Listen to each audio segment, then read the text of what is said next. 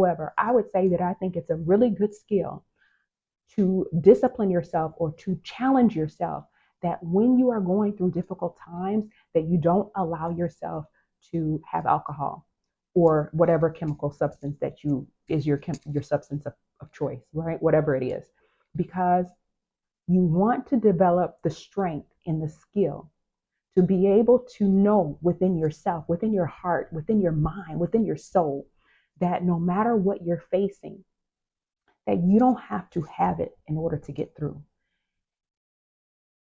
So, I want to briefly give you 9 underrated health hacks that I think are extremely important to maintain the foundation of your health, especially if you are dealing with going through stress or going through crisis, or you are just not feeling up to being able to think through all of that, all of that which is involved in keeping yourself healthy. And I'm going to give you one of the things that I think that is most important first, because if you don't watch to the end of the video, I do want you to get this first one before you leave. So one of the things that I think is extremely underrated, but extremely useful, and something that I really haven't heard on YouTube, is to eat real food and to automate your food. Okay.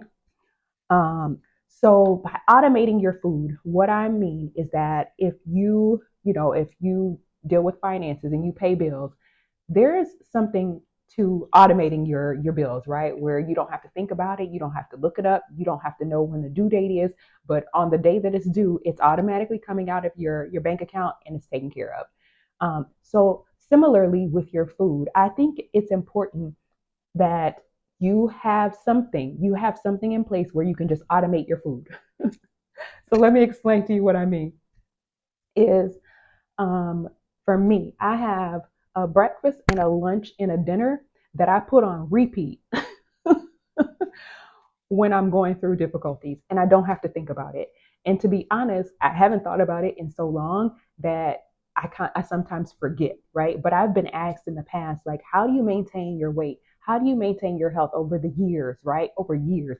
And this is one of the things that has really helped me to to not fall too far from where I'm going in terms of my health goals. So for me, breakfast, my automated breakfast is oatmeal. Okay. For me, I eat 50 grams of oatmeal and I put in my walnuts, my actually I'm in the kitchen right now because I'm making my breakfast. But yeah, so for me it's oatmeal, because oatmeal is one of those things that whether I have money or not, I can typically get it.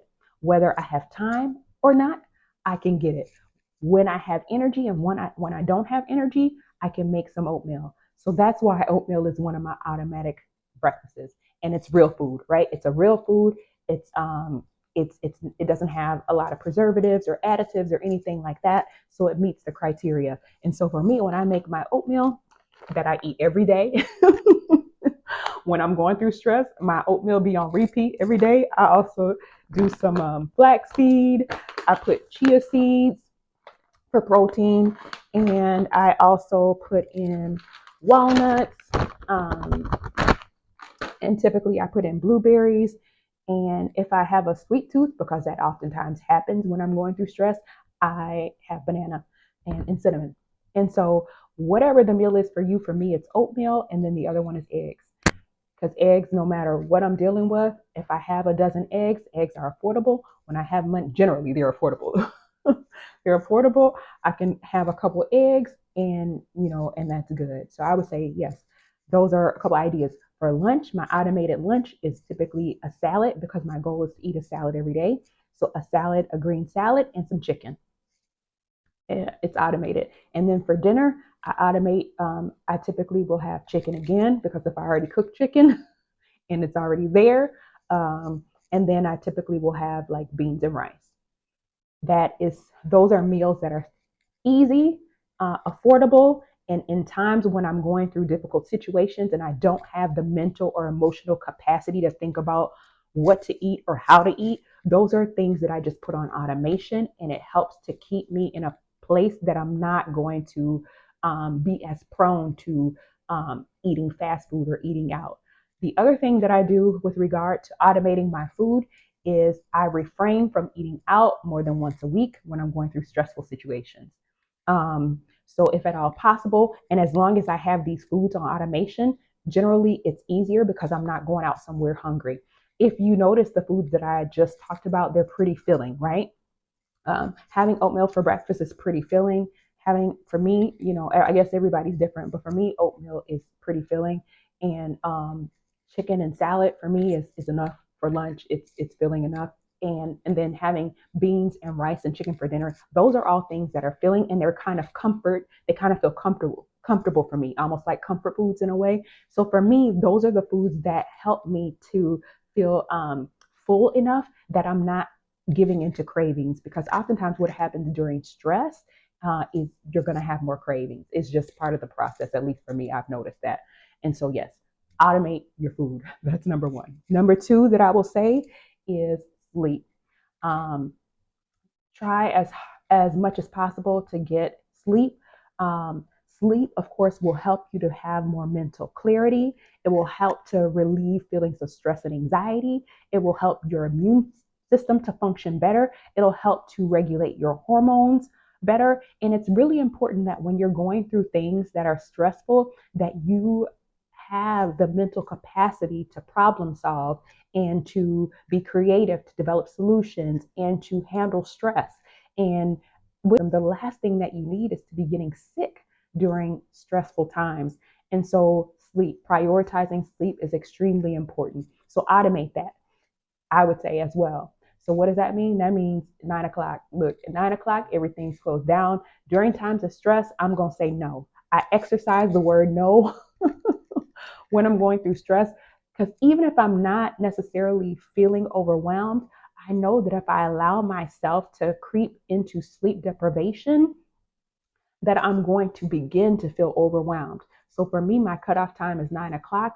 That's when I shut things down and I prioritize sleep. That means that for me, I'm not allowing myself to be up late reading. I'm not allowing myself to be up on videos or other things that I want to accomplish. Like, that's not the time that I'm going to use to exercise or catch up on emails or whatever the case is. During times of stress, sleep is priority. Everything shut down at 9 because I want to make sure that by 10, I'm at least in an environment where I can go to sleep.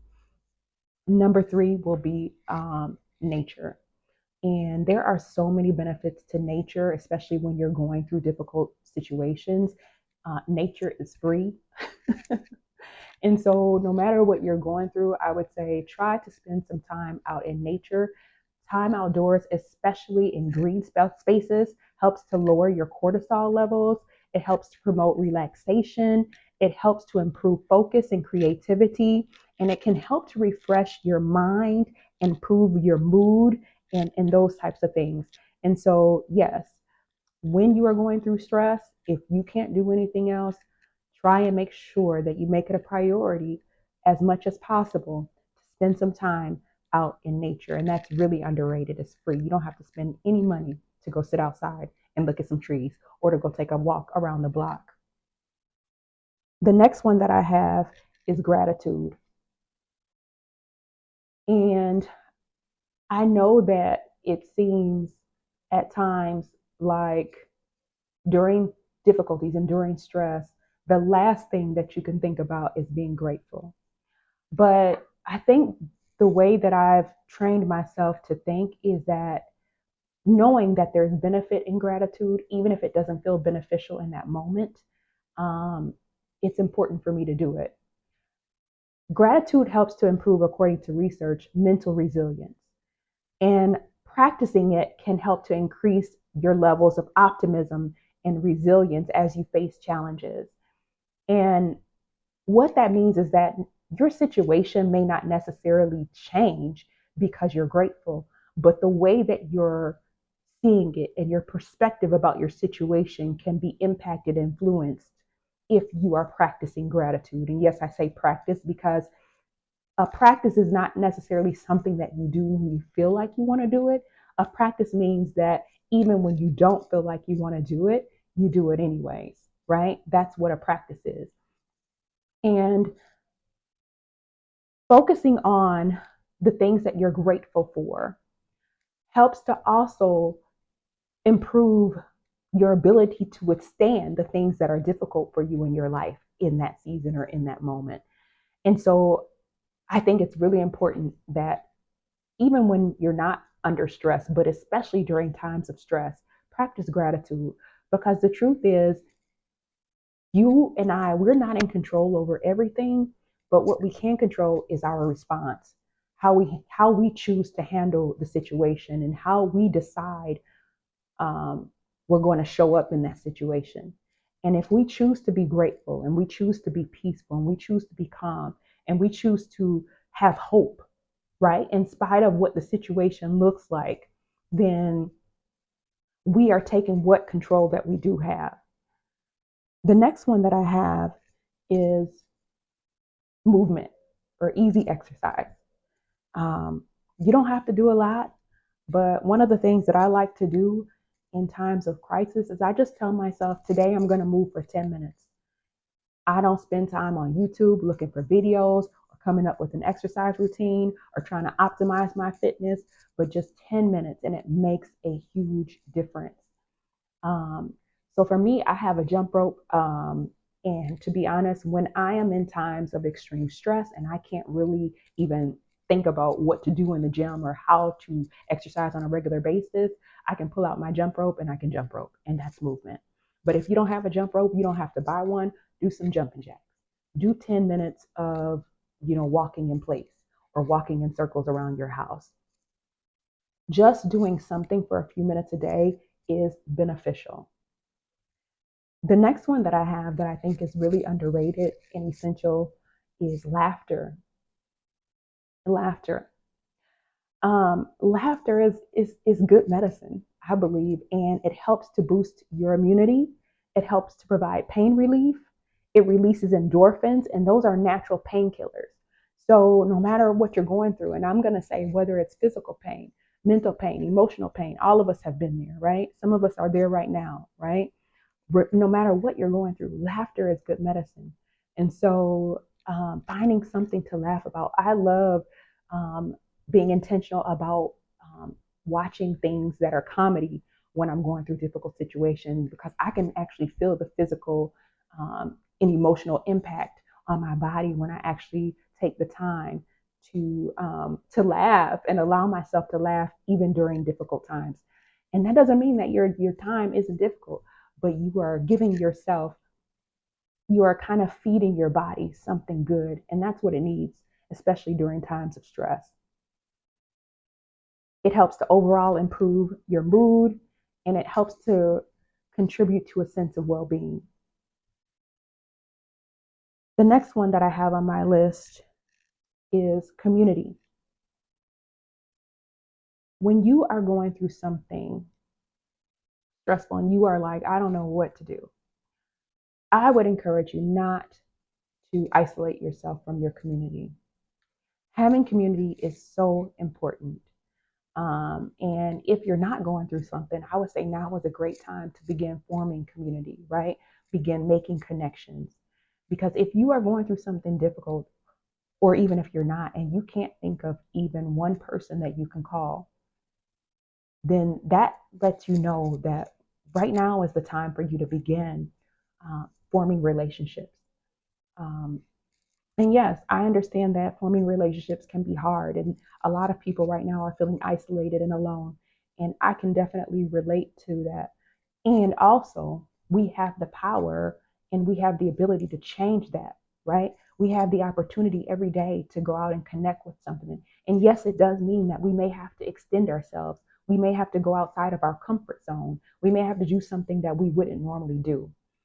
But I think that we have to be honest with ourselves that if we don't have even one person that we can call, then it means that maybe now is a good time to start handling our relationships differently, right? Maybe there's a different way that we can approach. Maybe what's most comfortable to us or what's most comfortable for us is not the best, right? Maybe we have some opportunity to invite people into our lives.